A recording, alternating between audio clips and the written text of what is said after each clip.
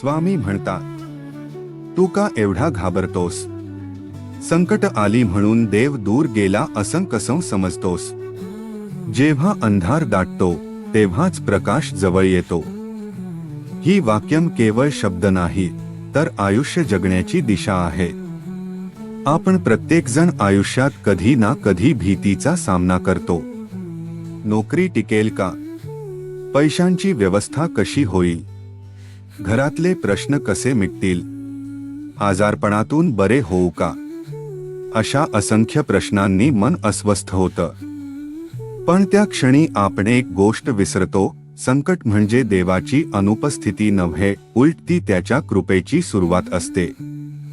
स्वामी सांगतात, भीती ही मनाची कल्पना आहे, श्रद्धा ही आत्म्याची ताकद आहे. मन सतत नकारात्मक विचार निर्माण करतं. काय होईल जर असं झालं तर? अशा कल्पनांनी आपण स्वतःलाच घाबरवतो. पण आत्मा शांत असतो, स्थिर असतो. त्याला माहित असतं की परमेश्वर आपल्यासोबत आहे. श्रद्धा म्हणजे त्या आतल्या शांत आवाजावर विश्वास ठेवणं. जेव्हा अंधार दाटतो तेव्हा आपण घाबरतो, पण खरं पाहिलं तर सूर्योदय होण्याआधीची वेळच सर्वात जास्त काळी असते. त्यानंतरच प्रकाश पसरतो. तसंच आयुष्यातील कठीण प्रसंग हे आपल्या सहनशक्तीची, विश्वासाची आणि धैर्याची परीक्षा असते. परीक्षा जड असली तरी तिचं फलित गोड असतं. भीती आपल्याला कमकुवत करते, निर्णय घेण्याची ताकद कमी करते. श्रद्धा मात्र आपल्याला उभं राहायला शिकवते. ज्या मनात श्रद्धा असते तिथे आशा असते. जिथे आशा असते तिथे प्रयत्न असतात. आणि जिथे प्रयत्न असतात तिथे यश नक्की येतं. आपण संकटांपासून पळू शकत नाही, पण त्यांना सामोरं जाण्याची वृत्ती बदलू शकतो. मी एकटा नाही, स्वामी माझ्यासोबत आहे, हा विचार मनात दृढ झाला की भीती आपोआप कमी होते. स्वामींवरचा विश्वास म्हणजे अंधश्रद्धा नव्हे, तो आत्मविश्वासाचा पाया आहे. जेव्हा आपण त्यांचं नाव घेतो तेव्हा आपल्या मनाला स्थैर्य मिळतं, विचारांना दिशा मिळते. आयुष्यातील प्रत्येक वादळ आपल्याला काहीतरी शिकवून जातं. काही नात्यांची खरी किंमत कळते, काही चुका लक्षात येतात, काही नवीन मार्ग दिसतात. जर श्रद्धा घट्ट असेल तर कोणतंही संकट तुम्हाला तोडू शकत नाही, उलट ते तुम्हाला अधिक मजबूत बनवतं. म्हणून जेव्हा पुढच्या वेळी मनात भीती येईल तेव्हा स्वतःला आठवण करून द्या, अंधार कायमचा नसतो, प्रकाश येणारच असतो. स्वामींचा हात आपल्या डोक्यावर आहे, ही जाणीवच पुरेशी आहे. श्रद्धा जपा, धैर्य ठेवा आणि विश्वास ठेवा. प्रत्येक संकटानंतर नवी पहाट तुमची वाट पाहत असते. स्वामी म्हणतात, तू मला मंदिरात शोधतोस, पण मी तुझ्या घरात आहे. आई वडिलांच्या सेवेत, पत्नीच्या सहकार्यात, मुलांच्या हसण्यात. आपण देवाला शोधण्यासाठी मोठमोठ्या मंदिरात जातो, व्रतउपवास करतो, पूजार्चा करतो. पण अनेकदा आपण विसरतो की देवाला सर्वात जास्त आवडणारी जागा म्हणजे आपलं स्वतःचं घर. जिथे प्रेम, आदर आणि समजूतदारपणा असतो तिथेच खऱ्या अर्थाने देवाचं वास्तव्य असतं. घरात जर रोज वाद, राग, तक्रारी आणि कटू शब्द असतील तर त्या वातावरणात शांतता कशी नांदेल? चार भिंतींना घर म्हणत नाही, त्या भिंतींमध्ये राहणाऱ्या माणसांच्या मनांमध्ये जर दुरावा असेल तर ते घर नसून केवळ एक जागा राहते. स्वामींचा संदेश आपल्याला याच गोष्टीची जाणीव करून देतो. आईवडील हे आपल्या आयुष्याचे पहिले देव आहे. त्यांच्या त्यागामुळे, कष्टामुळे आणि प्रेमामुळे आपण आज इथे उभे आहोत. त्यांच्या सेवेत, त्यांच्या शब्दांचा आदर करण्यातच खरी भक्ती आहे. मंदिरात हजारो रुपये अर्पण करण्यापेक्षा आईवडिलांना 2 प्रेमाचे शब्द बोलणे अधिक महत्त्वाचे आहे. त्यांच्या डोळ्यात आनंद पाहणे म्हणजेच देवाचं दर्शन घेणे. जोडीदाराशी प्रेमाने बोलणे ही सुद्धा एक मोठी साधना आहे. संसारात मतभेद होणारच, पण ते मनभेदात रूपांतरित होऊ नये. कठोर शब्द जखमा करतात, तर प्रेमाचे शब्द जखमा भरून काढतात. मी तुझ्यासोबत आहे हा एक साधा वाक्यप्रचार सुद्धा नात्यात चमत्कार घडवू शकतो. स्वामी सांगतात की सहकार्य, संयम आणि संवाद यांमध्येच घराची खरी शक्ती आहे. लहान मुलं ही घरातील आनंदाची फुलं असतात. त्यांचं हसणं, त्यांची निरागसता हीच देवाची उपस्थिती आहे. त्यांना ओरडण्यापेक्षा समजून घेणं, त्यांच्यासोबत वेळ घालवणं, त्यांच्या छोट्या प्रश्नांना महत्त्व देणं, यातूनच घरात सकारात्मक ऊर्जा निर्माण होते. मुलं जे पाहतात तेच शिकतात. जर त्यांनी घरात प्रेम आणि आदर पाहिला तर तेही तेच संस्कार पुढे घेऊन जातील. जिथे प्रेम असतं तिथे देव असतो हा संदेश अत्यंत साधा पण खोल आहे. प्रेम म्हणजे फक्त भावना नाही, ते कृतीतून दिसायला हवं. एखाद्याची विचारपूस करणे, थकलेल्या व्यक्तीसाठी पाणी आणणे, चूक झाली तर माफी मागणे, या छोट्या गोष्टी घराला मंदिर बनवतात. म्हणून देवाला दूर शोधू नका. रोजच्या आयुष्यात आपल्या कुटुंबाच्या सहवासात, सेवेत आणि प्रेमात त्याला अनुभवा. घरात शांतता हवी असेल तर प्रत्येकाने स्वतःपासून सुरुवात करावी. कारण जिथे मन जोडली जातात तिथेच स्वामींचं आणि देवाचं खऱ्या अर्थाने वास्तव्य असतं. पैसा कमी असेल, परिस्थिती कठीण असेल, पण प्रामाणिकपणा सोडू नकोस. स्वामींचा हा संदेश आजच्या काळात अधिक महत्त्वाचा वाटतो. कारण आज माणूस यश आणि पैशाच्या मागे इतका धावत आहे की योग्य याचा विचार करण्याचीही त्याला उसंत नाही. जल्द श्रीमंती, शॉर्टकट, फसवणूक, खोटेपणा हे सगळं सहज उपलब्ध झालं आहे. पण या मार्गाने मिळालेलं यश बाहेरून चमकदार दिसलं तरी आतून पोकळ असतं. स्वामी म्हणतात, चुकीने मिळालेला पैसा शांती देत नाही. योग्य मार्गाने मिळालेला कणसुद्धा समाधान देतो.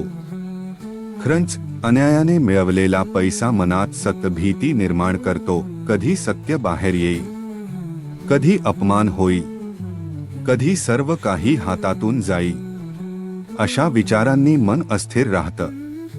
झोप लागत नाही, समाधान मिळत नाही. बाहेरून सुखसुविधा असल्या तरी अंतःकरणात शांतता नसते. या उलट प्रामाणिक मार्गाने कमावलेला थोडासा पैसा जरी असला तरी त्यात समाधान असतं. कारण त्यामागे कष्ट असतात, सचोटी असते आणि देवाची कृपा असते. जेव्हा आपण स्वच्छ मनाने योग्य मार्गाने काम करतो तेव्हा आत्मसंतोष मिळतो.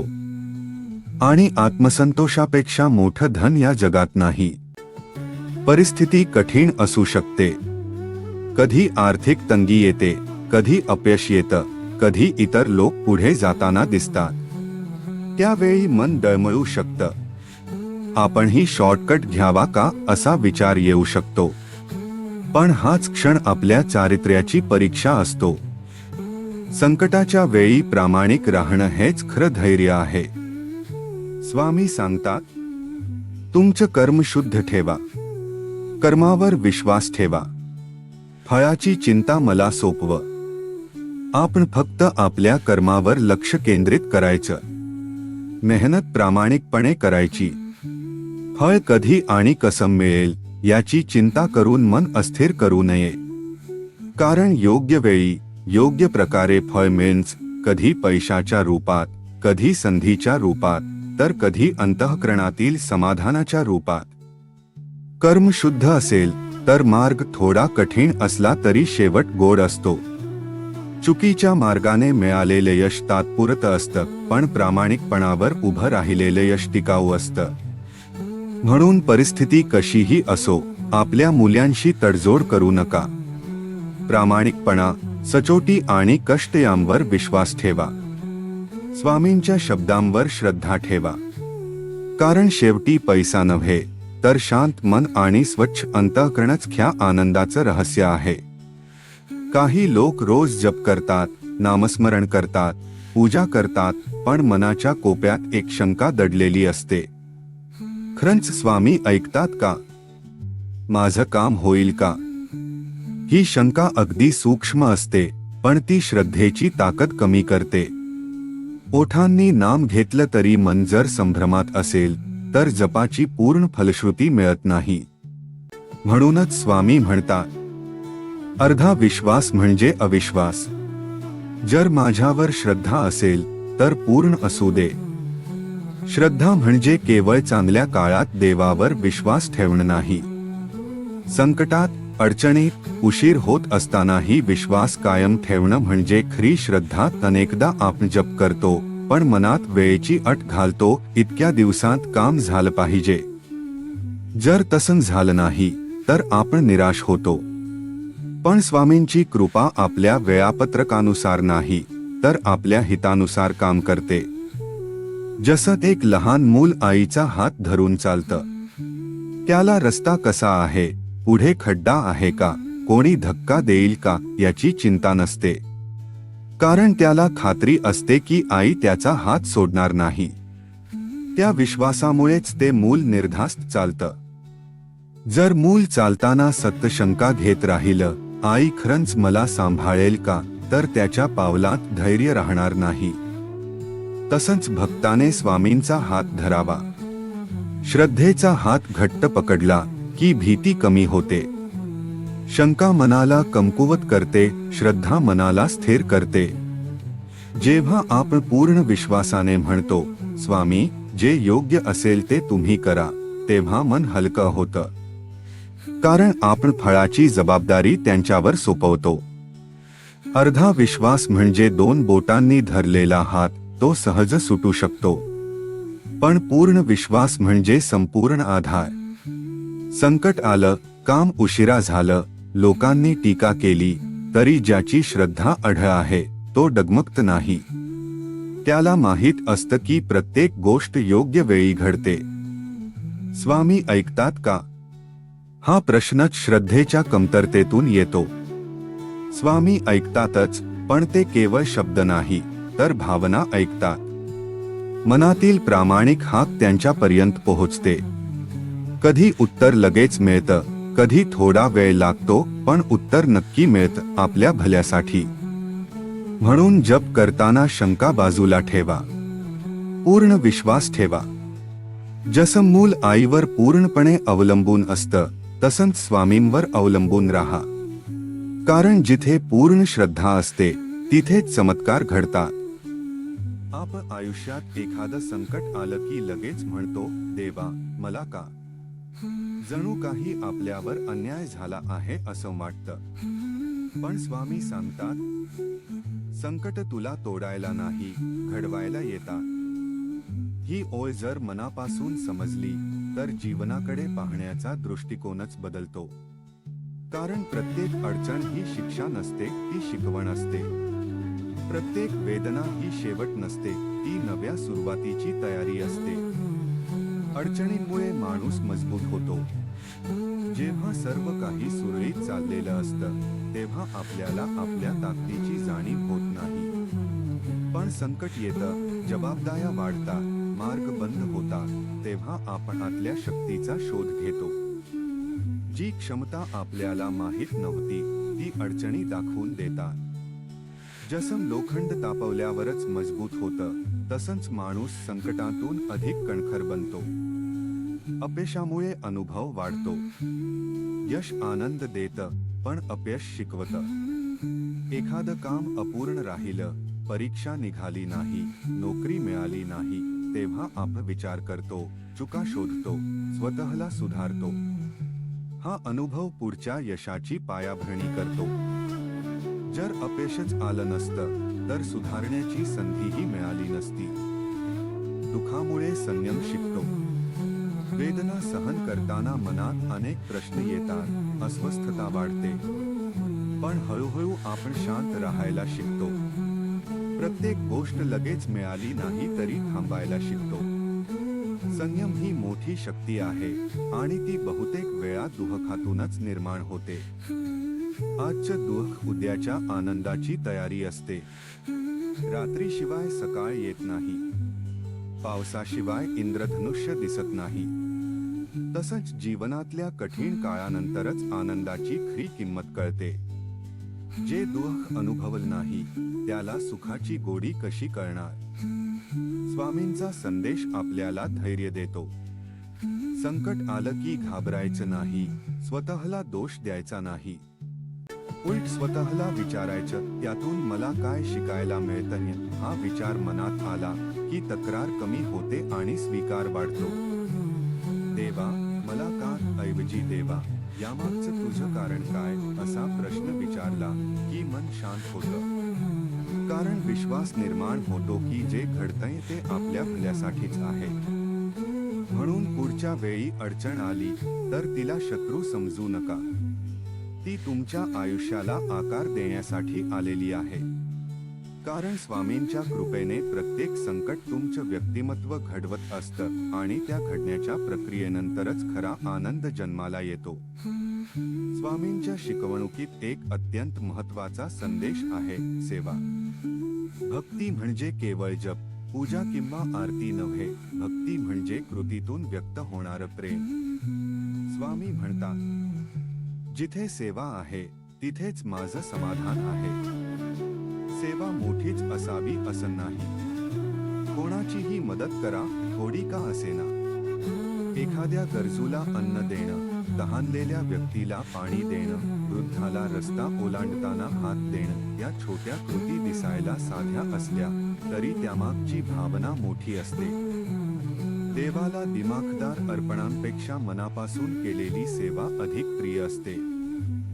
गरजूला अन्न देणं ही केवळ दानधर्माची गोष्ट नाही, ती करुणेची अभिव्यक्ती आहे. जेव्हा आपण दुसऱ्याच्या भुकेची जाणीव ठेवतो तेव्हा आपल्या मनातील स्वार्थ कमी होतो. तसेच दुःखी व्यक्तीला 2 प्रेमाचे शब्द देणं हेही मोठं कार्य आहे. कधी कधी एखाद्याला पैशांपेक्षा आधाराची गरज असते. मी तुझ्यासोबत आहे हे 4 शब्द एखाद्याच्या आयुष्यात आशेचा किरण निर्माण करू शकतात. सेवा करताना प्रसिद्धीची अपेक्षा ठेवू नका. उजव्या हाताने दिलेलं डाव्या हाताला कळू नये अशी भावना असावी. कारण खरी सेवा ही निःस्वार्थ असते. जेव्हा आपण केवळ मानवतेच्या भावनेने मदत करतो तेव्हा त्या कृतीत देवत्व प्रकट होतं. पण सेवा करताना मनात द्वेष, मत्सर किंवा अहंकार असेल तर भक्ती अपूर्ण राहते. मी किती मदत केली, मी किती चांगला आहे असा अहंकार मनात आला तर सेवेमागची पवित्रता कमी होते. स्वामींच्या दृष्टीने सेवा म्हणजे नम्रता. स्वतःला मोठं समजणं नव्हे तर प्रत्येकात देव पाहणं. मत्सर आणि द्वेष मनाला अशांत करतात. दुसऱ्याचे यश पाहून जळणं, कोणाबद्दल वाईट भावना ठेवणं यामुळे मनाची स्वच्छता नष्ट होते.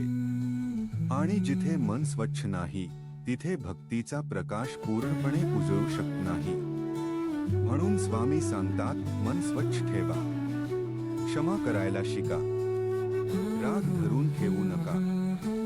सेवा ही बाहेरची कृती असली तरी तिची सुरुवात आतून होते.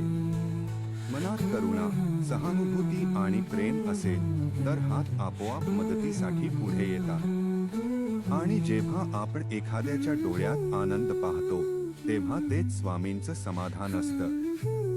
म्हणून रोज स्वतःला एक प्रश्न विचारा, आज मी कोणासाठी काय केलं. अगदी छोटंस का असेना, पण एखाद्याच्या चेहऱ्यावर हसू आणलं तर तीच खरी पूजा आहे. कारण जिथे निःस्वार्थ सेवा आहे तिथेच स्वामींचं आणि देवाचं खऱ्या अर्थाने वास्तव्य असतं. कधी कधी आपण फार घाई करतो. मनात इच्छा निर्माण झाली की लगेच पूर्ण व्हावी असं वाटतं. आणि मग आपण म्हणतो, स्वामी लगेच चमत्कार करा. पण स्वामी शांतपणे सांगतात, प्रत्येक गोष्टीची वेळ ठरलेली असते. योग्य क्षणीच फळ मिळतं. ही ओळ जीवनाचं मोठं तत्व शिकवते. आपण बी पेरलं आणि दुसऱ्या दिवशी झाड दिसलं नाही म्हणून निराश होत नाही. कारण आपल्याला माहित असतं की बीजाला अंकुर फुटायला वेळ लागतो, मातीशी नातं जुळवावं लागतं, पावसाची साथ लागते, सूर्यप्रकाशाची ऊब लागते. त्या सगळ्या प्रक्रियेनंतरच ते एक मजबूत झाड बनतं. तसंच आपल्या प्रार्थनांचं असतं. आपण जप करतो, विनंती करतो, पण फळ दिसायला वेळ लागतो. याचा अर्थ असा नाही की स्वामी ऐकत नाही, उलट ते योग्य वेळेची तयारी करत असतात. काही वेळा आपण मागतो ते लगेच मिळालं तर कदाचित ते आपल्या हिताचं नसेल. म्हणूनच विलंब म्हणजे नकार नसतो, तो योग्य क्षणाची प्रतीक्षा असते. धीर धरणं ही सुद्धा एक साधना आहे. आजच्या काळात सगळं झटपट असतं, अन्न, यश, पैसा, समाधान. पण जीवनातील काही गोष्टी फक्त संयमानेच मिळतात. ज्या यशासाठी आपण वर्षानुवर्षे कष्ट करतो त्याची गोडीच वेगळी असते. ज्या नात्यासाठी आपण धीर धरतो ते नातं अधिक मजबूत होतं. कधी कधी उशीर होत असल्याने मनात शंका येते. कदाचित माझी प्रार्थना ऐकली गेली नाही, पण त्या क्षणी श्रद्धा टिकवणं महत्वाचं असतं. कारण बीज मातीखाली असताना दिसत नाही, पण त्याची वाढ सुरू असते. त्याचप्रमाणे आपल्या आयुष्यातही अदृश्य पातळीवर काहीतरी घडत असतं. स्वामी आपल्याला घाई नको, विश्वास हवा असं शिकवतात. योग्य वेळ येईल तेव्हा फळ इतकं सुंदर असेल की वाट पाहणं सार्थक वाटेल. धीर धरल्यामुळेच मन परिपक्व होतं, विचार स्थिर होतात आणि आत्मविश्वास वाढतो. म्हणून प्रार्थना करत राहा, प्रयत्न करत राहा, पण फळाची घाई करू नका. वेळेवर उमलणारं फूल अधिक सुगंधी असतं. योग्य क्षणी मिळालेले यश अधिक टिकाऊ असतं. धीर धरा, कारण स्वामींच्या दृष्टीने प्रत्येक गोष्ट योग्य वेळीच घडते आणि तो योग्य क्षण तुमच्या भल्यासाठीच ठरलेला असतो. स्वामी म्हणतात, मी तुझ्या आत आहे, तुझी ताकद तूच आहेस. हा संदेश अतिशय गूढ आणि प्रेरणादायी आहे. आपण अनेकदा बाहेर आधार शोधतो, कोणी मदत करेल का, कोणी मार्ग दाखवेल का, कोणी उभं करेल का. पण स्वामी सांगतात की ज्याची तुम्ही बाहेर शोध घेत आहात ती शक्ती तुमच्या आतच आहे. देव दूर नाही, तो आपल्या अंतःकरणात आहे. आपल्यात अपार शक्ती आहे, पण आपणच ती ओळखत नाही. एखादं अपयश आलं, कोणी टीका केली, परिस्थिती प्रतिकूल झाली की आपण लगेच खचतो. माझ्याकडून होणार नाही, मी कमी पडतोय, असे विचार मनात येतात. पण हे विचारच आपल्याला कमकुवत करतात. स्वामींचा संदेश स्पष्ट आहे, निराश होऊ नका. जीवनात पडणं स्वाभाविक आहे, पण पडून राहणं चुकीचं आहे. प्रत्येक वेळी आपण पडतो तेव्हा उठण्याची संधीही मिळते. अपयश म्हणजे शेवट नाही, तो पुढच्या यशाची तयारी असतो. म्हणूनच स्वामी सांगतात, उठा, प्रयत्न करा, पुन्हा प्रयत्न करा. यश एका दिवसात मिळत नाही. एखादं स्वप्न पूर्ण होण्यासाठी वेळ, मेहनत आणि चिकाटी लागते. अनेकदा पहिला प्रयत्न अपुरा पडतो, दुसरा प्रयत्नही अडखळतो, पण तिसरा, चौथा, पाचवा प्रयत्न तुम्हाला लक्ष्याजवळ घेऊन जातो. जे लोक वारंवार प्रयत्न करतात तेच शेवटी यशस्वी होतात. स्वामींच्या मी तुमच्या प्रत्येक प्रयत्नाला साथ देतो हे वचन मोठं धैर्य देणारं आहे. याचा अर्थ असा नाही की अडचणी येणार नाही, पण अडचणींमध्येही तुम्हाला आतून एक आवाज ऐकू येईल, पुढे चालत राहा, तीच स्वामींची साथ आहे. जेव्हा तुम्ही प्रामाणिक प्रयत्न करता तेव्हा विश्व तुमच्या बाजूने काम करू लागतं. तुमची ताकद तुम्हीच आहात. दुसऱ्यांशी तुलना करू नका. प्रत्येक व्यक्तीची वाट वेगळी असते, क्षमता वेगळी असते. स्वतःवर विश्वास ठेवा. तुमच्या कष्टांची किंमत आहे, तुमच्या स्वप्नांची किंमत आहे. आज जर तुम्ही कळल्यासारखं वाटत असेल तर थोडा श्वास घ्या, पण थांबू नका. पुन्हा उभे राहा, कारण तुमच्या आत स्वामींची शक्ती आहे. जेव्हा तुम्ही स्वतःवर विश्वास ठेवता तेव्हा ती शक्ती जागृत होते. म्हणून निराशेला जागा देऊ नका.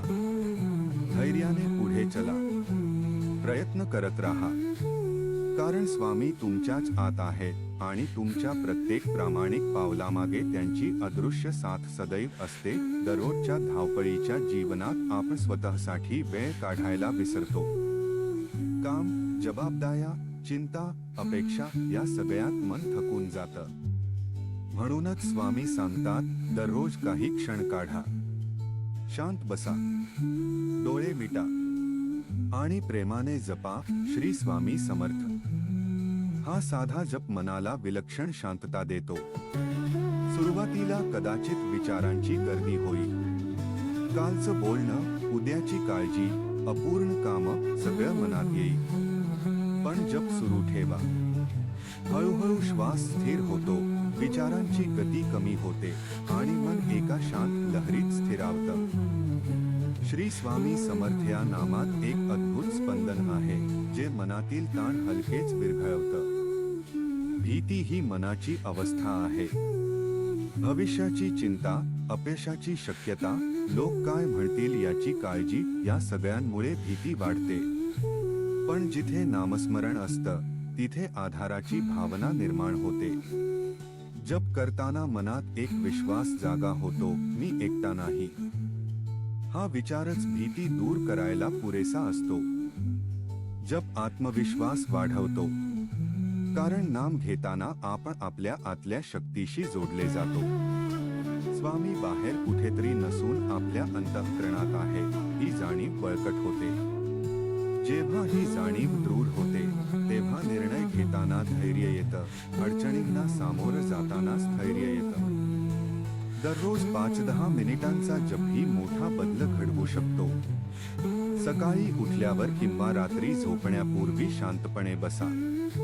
मोबाईल दूर ठेवा. श्वासावर लक्ष द्या आणि प्रेमाने म्हणा, श्री स्वामी समर्थ. श्री स्वामी समर्थ शब्द हळूहळू मनात उतरू द्या. त्या नामाची लय तुमच्या हृदयात झकारू द्या. जिथे नाम आहे, तिथे समाधान आहे. कारण समाधान बाहेरच्या परिस्थितीत नसतं, ते मनाच्या अवस्थेत असतं. परिस्थिती बदलत राहते, पण नामस्मरणामुळे मन स्थिर राहतं. आनंद आला तरी अहंकार वाढत नाही, दुःख आलं तरी निराशा व्यापून टाकत नाही. नाम म्हणजे केवळ उच्चार नाही, ती एक नाती जोडणारी दोरी आहे, भक्त आणि स्वामी यांच्यातली. त्या दोरीला दररोज मजबूत करा. मन घाबरलं, गोंधळलं तर नामाचा आधार घ्या. दररोज काही क्षण स्वतःसाठी द्या. श्री स्वामी समर्थ हा जप करा आणि अनुभव घ्या. हळूहळू मन शांत होतन्य, भीती दूर होते आणि आतून एक गोड समाधान उमलतं. कारण जिथे स्वामींचं नाम आहे, तिथेच खरी शांती आणि समाधान आहे.